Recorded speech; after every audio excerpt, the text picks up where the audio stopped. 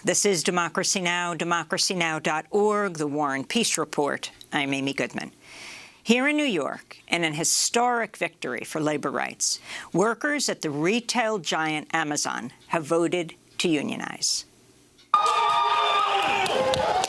Let's go! Do this stuff! Let's go, baby!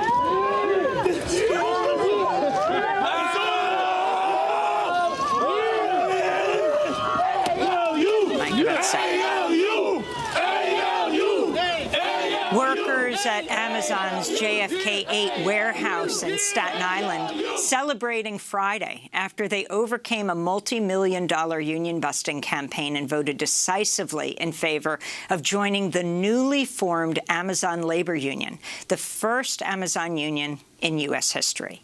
More than 8,300 workers at the warehouse were eligible to vote. The effort was led by Christian Smalls, who's now interim president of the Amazon Labor Union. We want to thank Jeff Bezos for going to space, because when he was up there, we were signing people up. We was down there campaigning.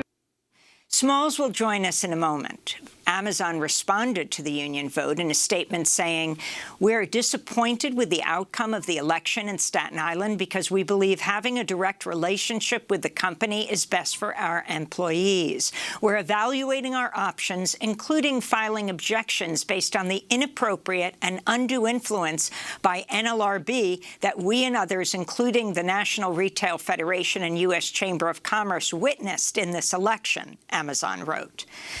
The victory in Staten Island comes as a redo of a union election led by Amazon warehouse workers in Bessemer, Alabama, is still too close to call. The second vote in Alabama comes after the National Labor Relations Board found Amazon unlawfully interfered with the first Bessemer election last year by the Retail, Wholesale, and Department Store Union. RWDSU tweeted after Friday's vote in Staten Island, quote, "History was made today. Huge congrats. Solidarity with Amazon workers from Staten Island to Bessemer and beyond," they said. Well, for more, we're joined by the two best friends who played the key role in this historic labor victory after Amazon cracked down on their grassroots organizing for better working conditions.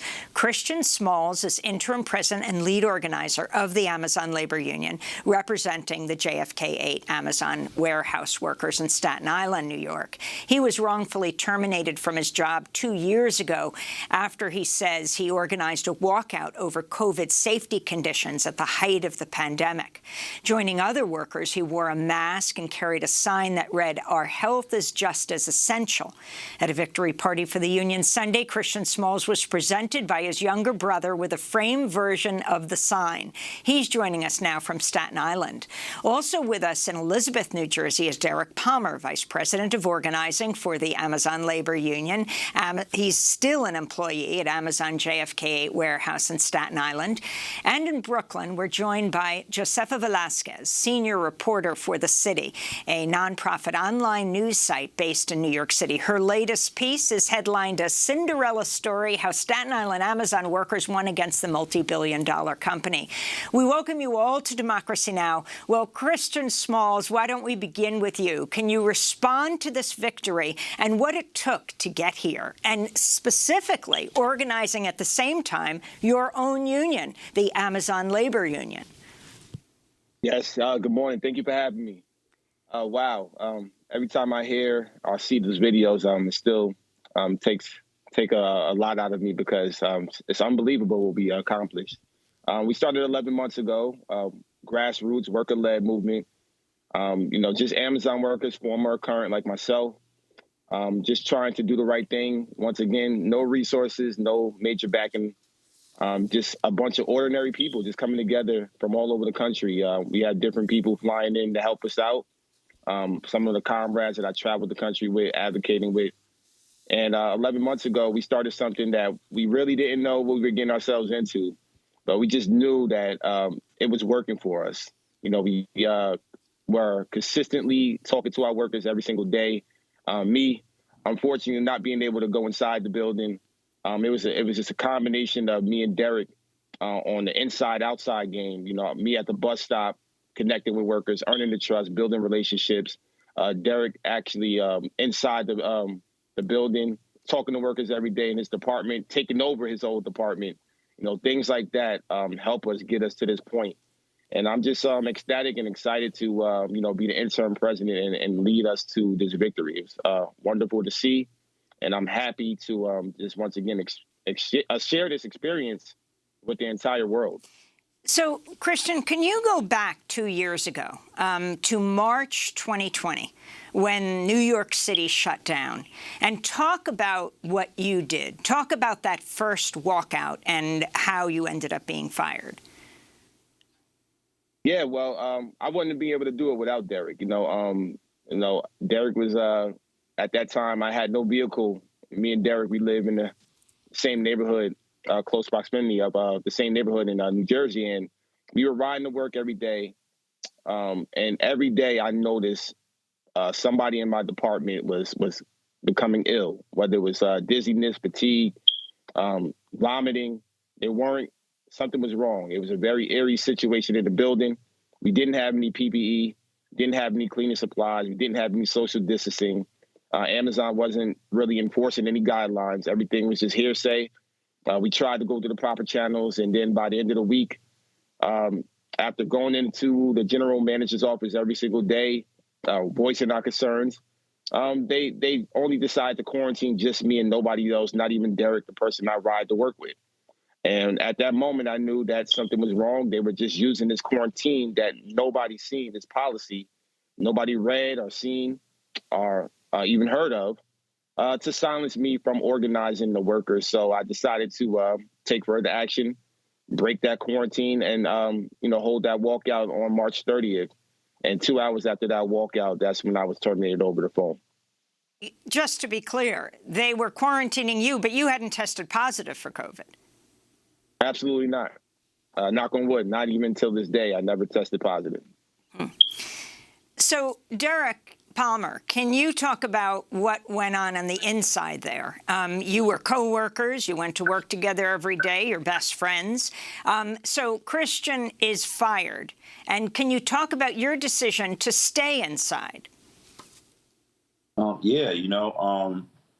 At first, it was very discouraging, hearing that Chris got fired, just for doing the right thing, for standing up for all of us. So I had a tough decision to make. And, at the time, there wasn't a lot of jobs available. So I said, I think I'm going to make it my business to organize from within at JFK8. And I feel like that played a vital role. A lot of workers were talking about Chris being scared about the coronavirus, and then ultimately speaking up about the coronavirus because of what happened to Chris and other organizers that were terminated. So I made it my business to talk to them, to ease that tension, to still let them know that, what I feel was illegal. Just organizing within, building relationships with other workers, making them comfortable, and just playing that role until we were ready to unionize. And I think that played a key part to our victory on April 1st.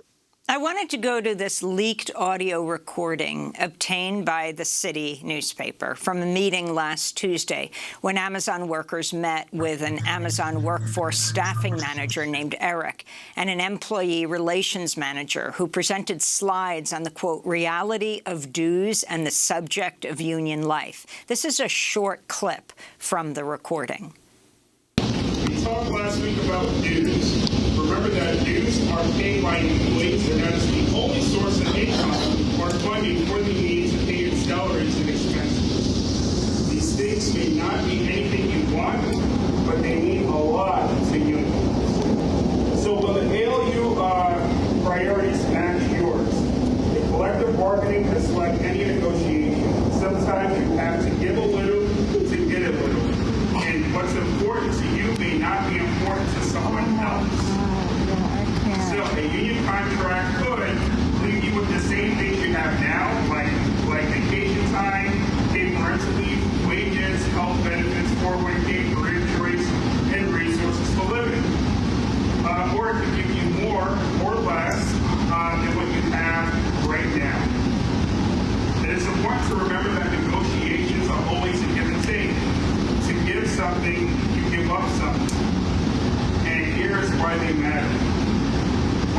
what is important to the ALU may not be important to you. They will be willing to trade your priority for one up there. That's not true. That was a worker saying that's not true. Derek Palmer, you were in this meeting. It wasn't so clear to hear. So if you could talk about the main points that management was presenting and what this was all about. Yeah, I mean, these captive audience meetings, they're pretty much designed to discourage workers from signing up for unions. So, what I witnessed with multiple captive audience meetings is that the message that they're trying to relay is that you can't speak to your manager once a building becomes unionized. You can lose certain benefits from joining a union. The ALU is inexperienced. All different type of points that they try to convey to these workers, which ultimately scares them. So having myself and other organizers on the inside, pretty much counteracting all the messages that they're trying to present to the workers, played a vital role. So they've had so many different other things that they were talking about as well. Saying that your personal time could be the same. You can lose pay as well. So a lot of threatening things that they were trying to do. I wanted to bring Josefa into this conversation. Josefa Velasquez is with the city. You got this leaked audio. Can you talk about the significance of this victory? I mean, I don't think we can really understand how big this is. These guys, to their credit, really were this grassroots movement, and they took on Amazon, which is a behemoth, and Jeff Bezos, the second richest person on earth.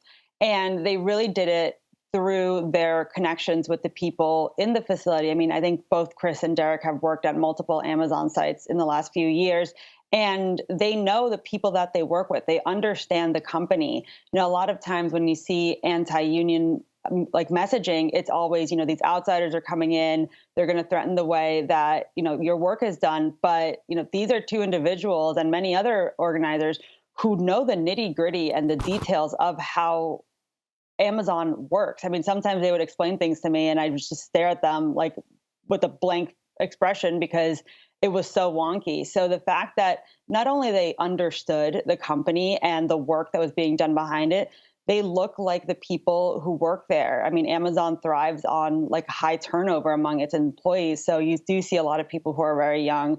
And it's very sort of quintessential New York with some of these captive audience meetings. We've heard leaked audio previously from some of these meetings down south. But in New York, what you're hearing is people pushing back. New York is a union town, but these guys really didn't have much, institutional backing or support. And, it is the ultimate Cinderella story. You talked about, to say the least, Amazon being large. It's the second largest private employer in the country, right behind Walmart. And, of course, Jeff Bezos, the second wealthiest man on earth. I wanted to go back to 2018, when then Amazon CEO Jeff Bezos said Amazon believed its workers didn't need a union. Very good communications with our employees. So we don't believe that we need a union to be an intermediary between us and our employees. But of course, at the end of the day, it's always the employee's choice. And that's how it should be. So but for sure, we would be very naive to believe that we're not going to be criticized. I mean, that's just part of the terrain. You have to accept that. One that I tell people is if you're going to do anything new or innovative, you have to be willing to be misunderstood. That was 2018. You have to be willing to be misunderstood. I wanted to go back to Christian Smalls. There was an internal memo that was leaked saying that you weren't very smart, and so they would make you the face of the movement, a challenge you took up in a very big way, saying, okay, if I'm the face, I'm the face. Yeah, absolutely. Absolutely. Yeah. When that memo came out, that obviously motivated me to continue advocating for workers' rights across the nation. Me and Derek, we traveled the country, we protesting in front of Jeff Bezos' mansions and penthouses that we can find on Google, from the East Coast to the West Coast. and we decided to go back home to Staten Island. You know, once again, we were invested in this company. Derek is still invested. He's over a 6-year vet. You know, they don't realize who we are to this company. We understand the warehouses more than Jeff Bezos do. So it's funny that he said, you know, you're going to be misunderstood, because we were. You know, we were underestimated. We were counted out. People didn't believe in us. People thought that this wasn't going to happen. They never thought they expected that we were going to be here. It's not just Jeff Bezos and his general counsel that didn't, you know, want us to get here. It's a lot of other people as well that claim to be on the same side that didn't believe that we would be here. So for us to be here at this moment, you know, it's once again surreal for us. Now, you went down to Bessemer. I remember when we were doing a piece, we heard you were down there. Now, the Bessemer union organizing effort was run by RWDSU, right, the Retail, Wholesale, and Department Store Union. We're still waiting to hear the results now. On the second vote, the NLRB said that Amazon had to have us allow for a second election because they had interfered with the first one. Why didn't you go with, RWDSU or the Teamsters? For example, the Teamsters Union praised the workers at Amazon in Staten Island for your victory and ongoing union efforts of Amazon warehouse workers in Bessemer, Alabama, tweeting, "What these elections show is Amazon workers want a union. The workers in Bessemer and Staten Island don't have to wait for the government or anyone else to tell them they have power. They're taking a stand, and Amazon can't skirt the law indefinitely. The Teamsters are excited to continue this fight against Amazon on the shop floor, at the bargaining table, and on the streets. But it is Amazon Labor Union that actually won this battle, and it's the first against Amazon to win." Right, right. Well, once again, you know, these established unions with their resources and the money that they have, the volunteers that they have, you know, I tell everybody, they had 28 years. Amazon's been around for 28 years. You know, we done something that was unprecedented, because when we went down to Bessemer, we saw some missed opportunities with the campaign the first time. We saw things that didn't really fit what Amazon workers represent. You know, and I felt that, you know, in order to take down the machine, it has to come from within. It has to be the workers organizing themselves. And that's what we did with the ALU. We created something that resonated with the workers. We are the workers. We know the ins and outs of the company. We live the grievances. We understand the concerns. We know the language. We look like Amazon employees, especially here in New York. So bringing in an established union, that would have took so much, you know, time away from actually campaigning towards an election, because we would now have to educate the union on what Amazon is and how to connect with workers. And I think Amazon uses that against us. Already, even with the ALU, they claim that we're a third party. If you listen to the captive audiences, they say they're going to make the decisions for you. They try to separate us, but they couldn't do that, because we say we are all the union. All the workers together are the union. And together, we're going to make these decisions. And that's how we were able to be successful against Amazon. I wanted to ask Josefa Velasquez about what's happening in Bessemer. You've got a very close vote. I think it's 993 no votes, 875 yes votes, more than 400 contested ballots. According to the NLRB, the National Labor Relations Board, there will be a hearing within a few weeks to decide if the challenge ballots will be opened and counted. Talk about the difference you see in strategizing between what happened in Staten Island and what's happening in Bessemer right now. Right. I think it's what Chris said, that these are Amazon workers who are unionizing and organizing within their ranks, as opposed to what's happening down south, where you do have a major labor union that is helping organize. And, the first time around with the vote in Bessemer, they got a lot of heat because you're bringing in celebrities, high profile politicians. That's not the people who work at Amazon. Those are people who surely, order stuff from Amazon, but that's not the folks that are inside packing up orders, shipping them out, putting in 10 to 12 hour days. So there was a disconnect there, and they had a second chance at it, and it's still really close. And, you can't discount the fact that New York is typically pro-union and union-friendly.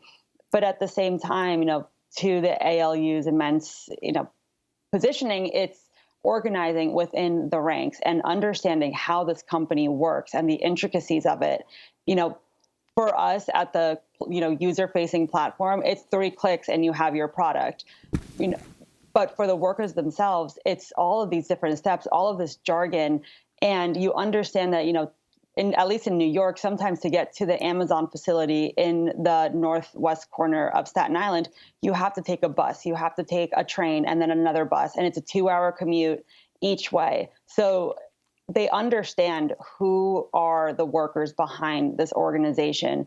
And it's really, I think, a lot of the times you get the word grassroots thrown around, but this is a case where it's truly grassroots, where you have people who understand how Amazon work. I mean, Derek still works inside of the facility and saw the union busting going on firsthand. Chris has worked as a supervisor in Amazon previously. He's trained people, so they know exactly who the workers are and their grievances and how the union can help make things better. So, Derek, what are your plans now? ALU has won this enormous victory. What are your demands? Just having better benefits, better pay, like sick time. Those are the basic things. Also, job security. Amazon has 150% turnover ratio at JFK alone. So people that come and commute from all these different boroughs, their jobs should be secured. It shouldn't take them 3 hours to get to work, and then when they get there, they could possibly be fired. The possibilities of that are very high. So we have to make that change, and also recruiting more workers to get involved with the union.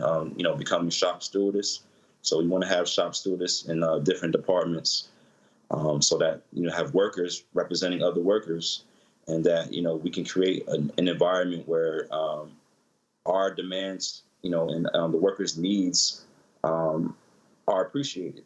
So if you have these workers on the inside being more involved with the union, then now you create a powerful force, that ultimately can't really be stopped, and Amazon has to abide by these rules.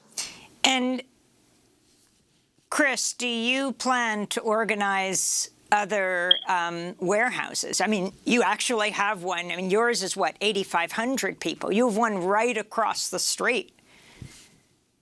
Yeah, absolutely. We got another election in a couple of weeks that we are already preparing ourselves for. We're right back out there. I was at the bus stop yesterday. We're right back to the same thing we were doing. And we absolutely got contacted by thousands of workers in the last 48 hours from all over the country.